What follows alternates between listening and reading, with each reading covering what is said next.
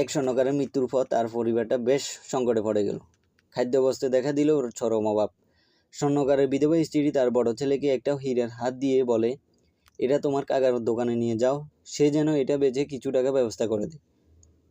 ছেলেটা হারটা নিয়ে কাকার কাছে গেল। কাকা হারটা ভালো করে পরীক্ষা করে বলল, বেটা, তোমার মাকে গিয়ে বলবে যে এখন বাজার খুবই মন্দা, কয়েকদিন পর বিক্রি করে ভালো দাম পাওয়া যাবে।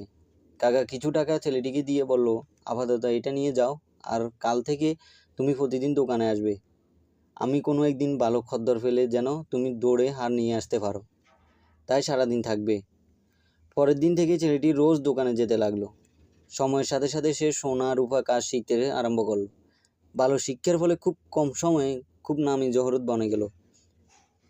দূর দূরান্ত থেকে লোক তার কাছে সোনাদানা বানাতে ও পরীক্ষা করাতে আসতো। খুবই প্রশংসিত হচ্ছিল তার কাজ।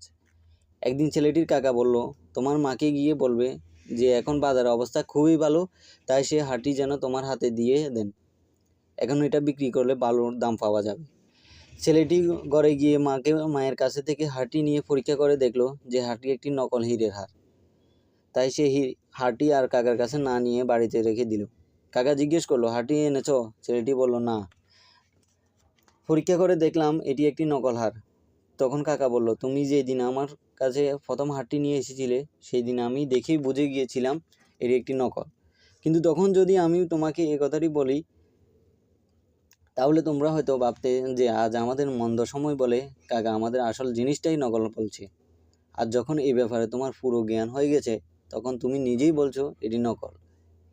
এই দুনিয়াতে প্রকৃত জ্ঞান ছাড়া তুমি যা কিছু দেখছো, যা কিছু ভাবছো, সবই এই হারের মতোই নকল, মিথ্যে।